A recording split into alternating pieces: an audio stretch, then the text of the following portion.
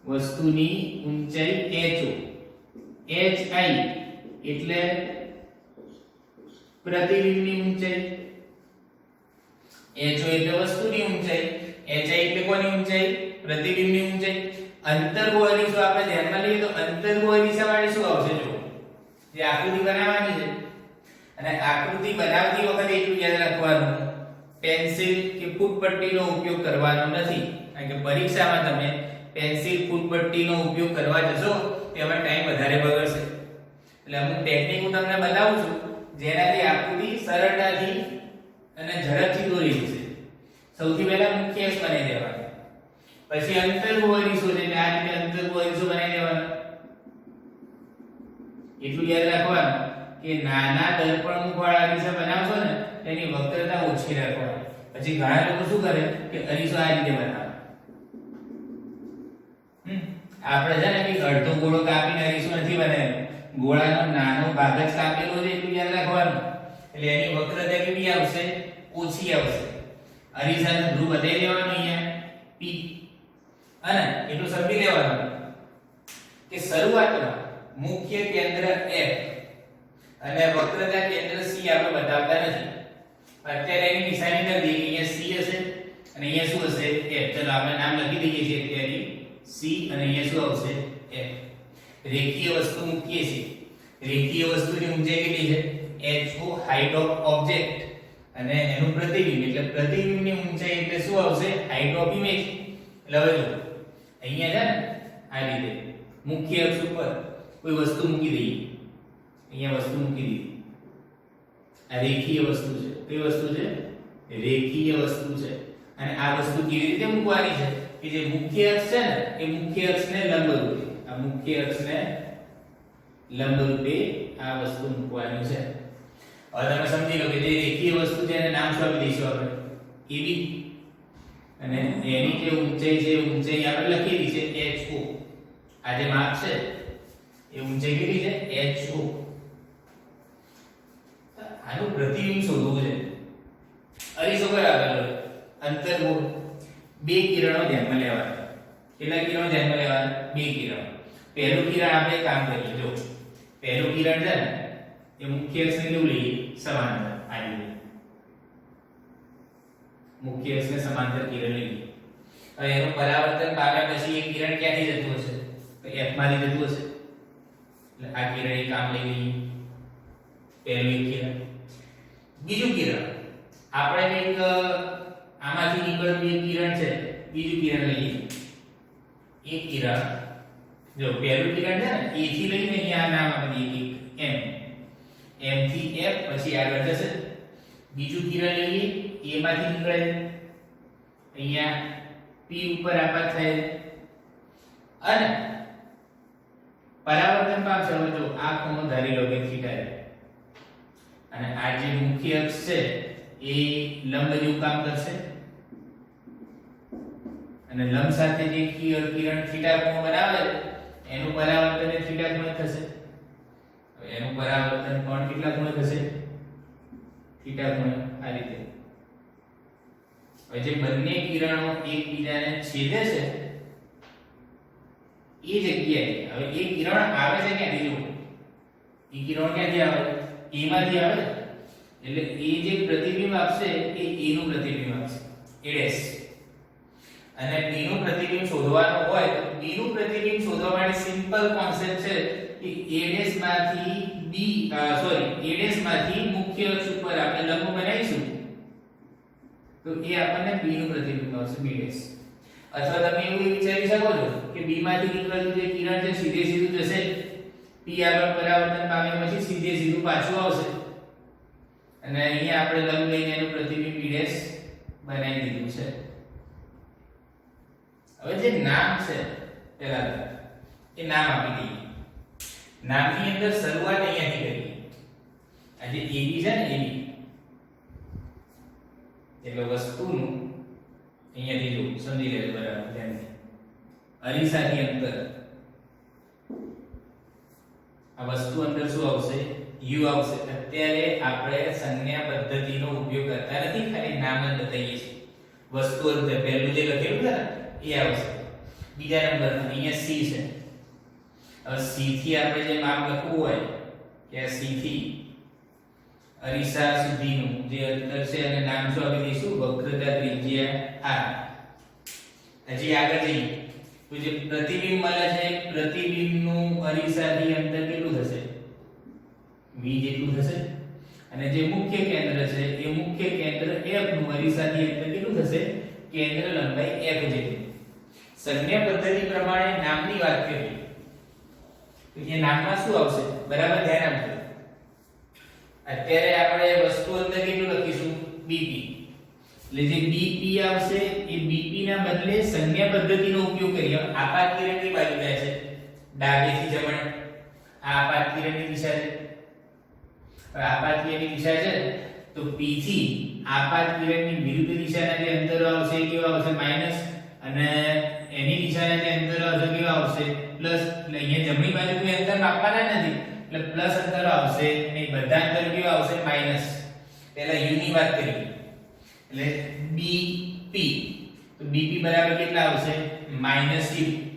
પછી વાત કરીએ cp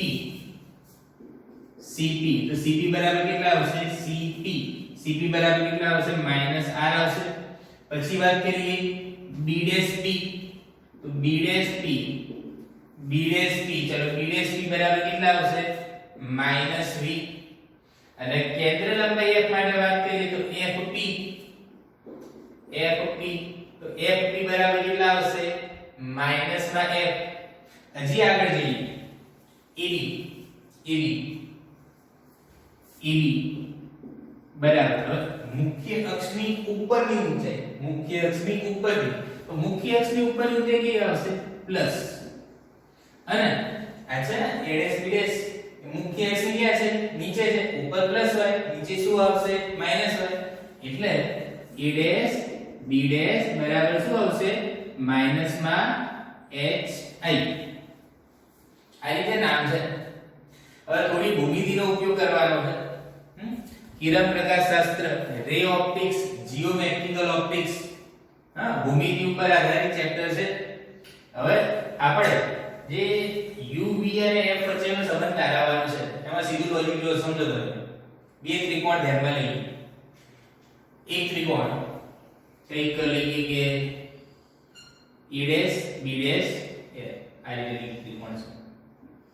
આ કોઈ ત્રિકોણ. બીજો ત્રિકોણ લઈએ ને તો આપણે ભણી ગયા છીએ નાના દર્પણ મુખ માટે. કયા દર્પણ મુખ માટે નાના દર્પણ મુખ માટે હંમેશા કેવા કિરણો આવશે પેરેક્સિયલ કિરણો આવશે. અને પેરેક્સિયલ કિરણો આવે તો જે mp છે એ કોને લંબ હશે મુખ્ય અક્ષને લંબ હશે. mp છે એ મુખ્ય અક્ષને કેવું ગણી શકાય લંબ ગણી શકાય. એટલે એક ત્રિકોણ આ છે બીજો ત્રિકોણ બી આ રીતે થશે આ રીતે બીજો ત્રિકોણ થશે. બંને ત્રિકોણ માટે આપણે લખીએ ચલો ત્રિકોણ પહેલો કયો આવશે a' b' f અને બીજો ત્રિકોણ કયો આવશે mpf. બંને ત્રિકોણ માટે બે ખૂણા સરખા હશે. આ ખૂણો સરખો આવશે બીજો આ ખૂણો સરખો આવશે. એક ખૂણો સરખો બીજો ખૂણો કયો આવશે કાટકોણ ત્રિકોણ એટલે ત્રીજો ખૂણો કેવો થશે સરખો થશે બાજુઓના માપ બદલાશે.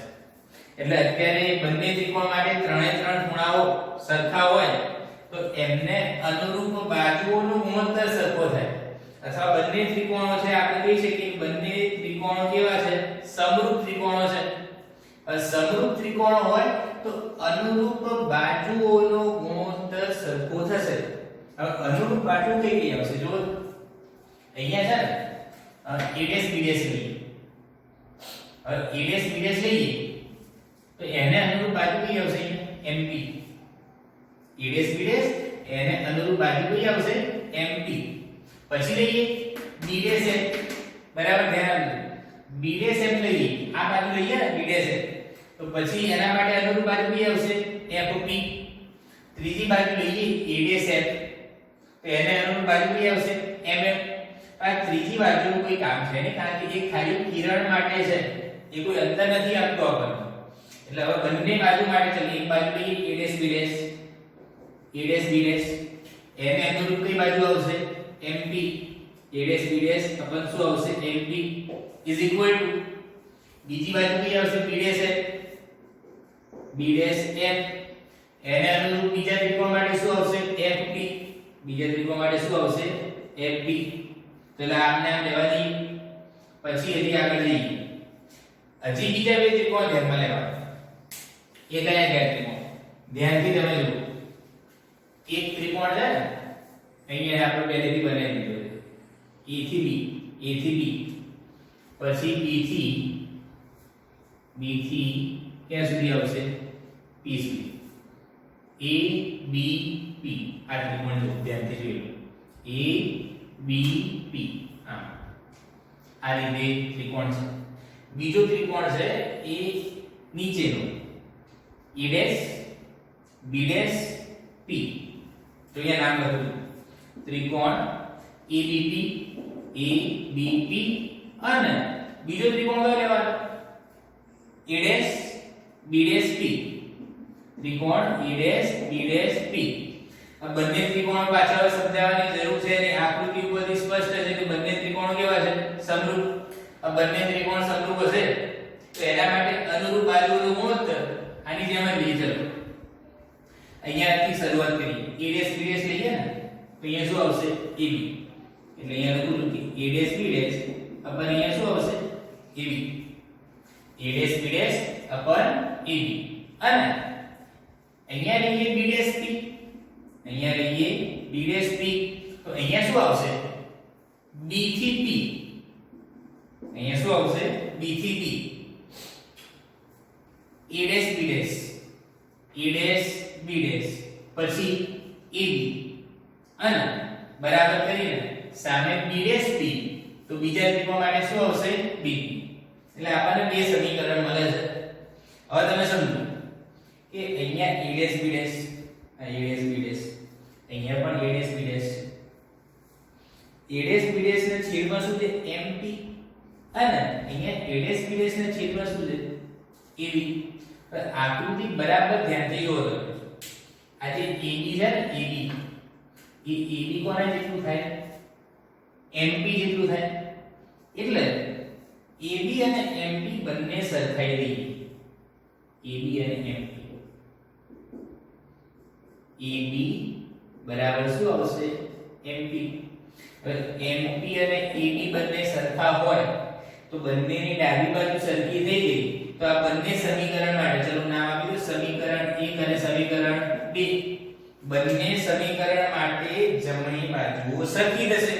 આ જમણી બાજુમાં શું છે પહેલાની જમણી બાજુ જો કઈ છે b' अपन b બંને સરખાઈ લઈએ. ચલો અહીંયા સાબિતીમાં ધ્યાન આપજો 1 અને 2 ની જમણી બાજુ સરખાઈ લઈએ. અહીંયા એવું નથી લખ્યું 1 બરાબર 2 કરતા. આ સમીકરણ માટે કોના માટે સમીકરણ માટે. તો આની જમણી બાજુ કઈ છે 1 ની જમણી બાજુ b' f अपन fp બરાબર 2 ની જમણી બાજુ કઈ છે 2 ની જમણી બાજુ તો b' p अपन bp b' p अपन શું આવશે bp. અહીંયા જે નામ લખેલા છે એમાં જો કયા કયા નામ આપણે પહેલેથી લખી દીધા છે. એક bp bp માટે શું લખેલું છે -v. પછી આગળ જઈએ b' p તો b' p માટે શું આવશે -v એ પણ છે આપણી જોડે. fp fp માટે પણ લખેલું છે શું આવશે -f. હવે વધ્યું શું b' f. ચલો b' f માટે તમે જોવો ને b' f તો અહીંયા ક્યાં લખ્યું નથી જો. એટલે b' f અહીંયાથી લાવવાનું. હવે માપ જો આ b' થી લઈને આ b' થી લઈને ક્યાં સુધી જવાનું f સુધી. પણ એ માપ આપણે લાગુ હોય છે કામ કરીએ. b' f છે ને b' f એ આ જે b' p છે એમાંથી fp માઈનસ કરીએ તો આવી જાય. જોઈ લો b' f લાવવાનું છે b' થી f એ લાવવા માટે શું કરવાનું b' થી જે p સુધીનું માપ છે એમાંથી માઈનસ શું કરવાનું fp b' p માંથી fp કાઢી નાખું તો આટલું માપ વધે b' છે એટલે b' બરાબર આકૃતિ ઉપરથી લખવા જઈએ તો શું આવશે b'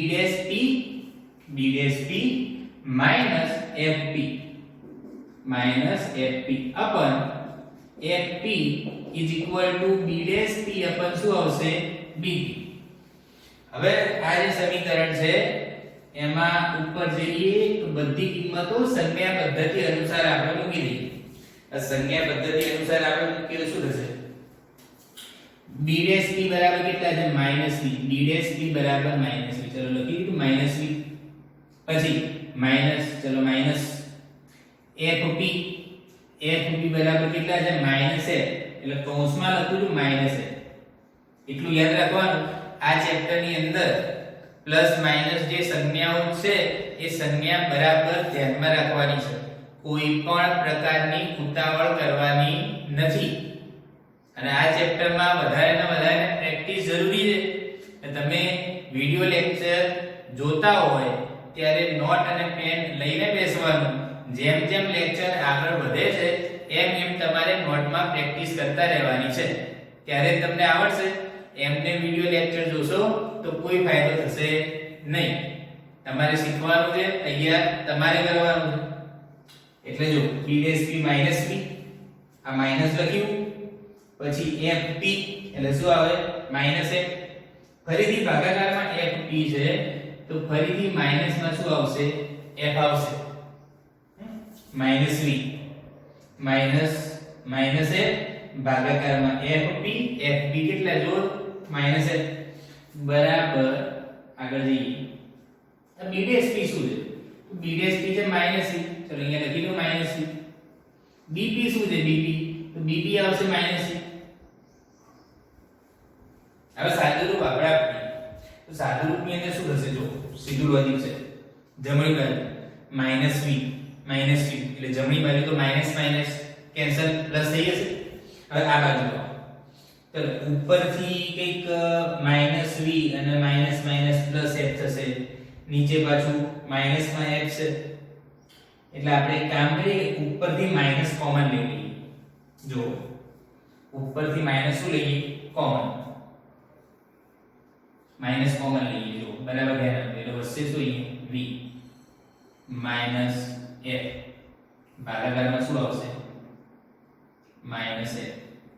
ઉપરથી માઈનસ કોમન લઈ લીધી આ માઈનસ કોમન લીધું એક આ માઈનસ કોમન લીધું આ તો માઈનસ એમને એમ જ રાખી લો ને બરાબર સામે જો તો સામે શું છે બંને માઈનસ બંને પ્લસ બંને માઈનસ બંને પ્લસ હવે અહીંયા પણ તમે સમજી લેજો એક સ્ટેપ કાપી નાખું ઉપર માઈનસ નીચે માઈનસ બંને કેવા થઈ ગયા પ્લસ હવે જો v અને નીચે f છે એટલે હું લખું v upon f minus f upon f બરાબર આગળ જવા દઈએ શું આવશે v upon u હવે બરાબર ધ્યાનથી સાંભળો f upon f ફરીથી એક સ્ટેપ જો કાપી નાખું શું આવશે અહીંયા 1 આવશે બરાબર ધ્યાનથી સાંભળો આ -1 ને હું જમણી બાજુ લઈ લઉં એટલે અહીંયા આવશે v upon f -1 બીજી બાજુ તો અહીંયા શું આવશે +1 v upon u આ બાજુ આવશે માઈનસ થશે -v upon u હજી એક સ્ટેપ આપણે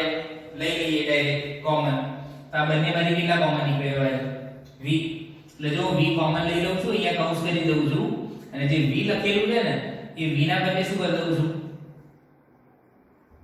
1 હવે v ને હું જમણી બાજુ લઈ લઉં ચલો v ને જમણી બાજુ લઈ જઈશું એટલે શું આવશે 1 upon f minus 1 upon u બરાબર 1 upon v v પેલી બાજુ લઈએ અને આ -1 upon u છે એને જમણી બાજુ લઈ જાઉં એટલે 1 upon f બરાબર આવશે 1 upon u plus 1 upon v 1 upon f બરાબર શું આવશે 1 upon u plus 1 upon v આ જે સમીકરણ છે એ સમીકરણને અરીસાનું સૂત્ર કહે છે એટલે કે અરીસાના સૂત્ર માટે જો અહીંયા સમીકરણ લખી દઉં 1 upon u plus 1 upon v બરાબર 1/u પ્લસ 1/v બરાબર 1/f બરાબર 2/r.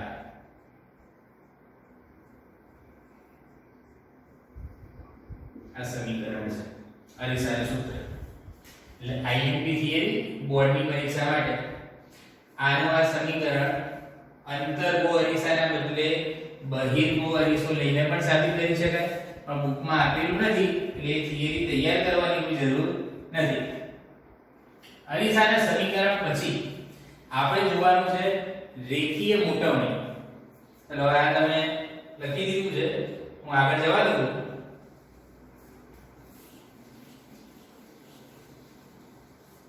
જો મોટવણી, મોટવણી એટલે મેગ્નિફિકેશન. મેગ્નિફિકેશન એની સંજ્ઞા શું આવશે? એમ આવશે.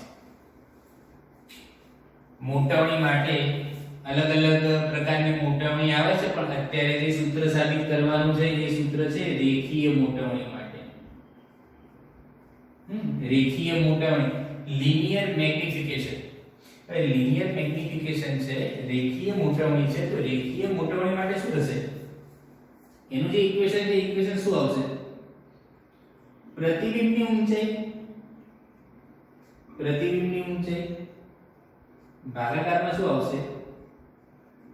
વસ્તુની ઊંચાઈ. એટલે m બરાબર જો અહીંયા નામ લખી દીધા છે કે વસ્તુની ઊંચાઈ h છે અને પ્રતિબિંબની ઊંચાઈ કઈ છે? hi છે. એટલે ડાયરેક્ટ જે મેઈન ઇક્વેશન, પહેલું ઇક્વેશન મળે આપણને કે m બરાબર શું આવશે? hi h. જો આ જે સમીકરણ છે ને નિશાન કે 1/u 1/v બરાબર 1/f બરાબર 2/r. એ સમીકરણ માટે શું યાદ રાખવાનું કે u, v અને f ત્રણેયના એકમો સમાન જોઈએ. ત્રણેયના એકમો કેવા હશે? સમાન હશે. ત્રણેયના એકમો સરખા છે. અહીંયા hi અને ho ના એકમ સરખા હશે એટલે જે મોટવણી આવશે ને એ મોટવણીનો કોઈ એકમ નહીં હોય. મોટવણી કેવી આવશે? એકમ રહિત આવશે. એનું પારિમાણિક સૂત્ર m0 l0 t0. કોઈ પણ પ્રકારની મોટવણી. અહીંયા જે m આપણે લખેલો છે m બરાબર શું છે? hi h. ચલો જો hi h થાય ને તો hi આવે edsbds eb આવે ho. આ જે સમીકરણ છે ને એ સમીકરણ કંઈક અહીંયાથી લખીએ અથવા તો અહીંયાથી લખીએ. સમીકરણ 2 ઉપરથી. ચલો સમીકરણ 2 ઉપરથી હું લખું છું. અહીંયાથી શરૂઆત કરીએ. edsbds બરાબર માઈનસ h છે. eb બરાબર શું આવશે? Plus h. eb બરાબર શું આવશે? પ્લસ માં h બરાબર b'p minus v dp minus u. એટલે અહીંયા શું આવશે? માઈનસ v અને માઈનસ u. અહીંયા જો માઈનસ માઈનસ પ્લસ થશે, અહીંયા માઈનસ પ્લસ માઈનસ થશે. એ માઈનસ બીજી બાજુ જવા દઉં છું એટલે જે મોટવણીનું ઇક્વેશન આવશે m hi/ho આ માઈનસ ને જમણી બાજુ આપણે લઈ ગયા છીએ તો આવશે -v/u.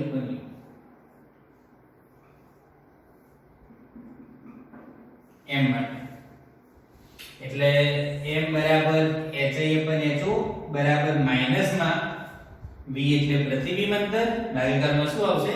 વસ્તુ અંતર. એટલે અત્યારના જે કોન્સેપ્ટ છે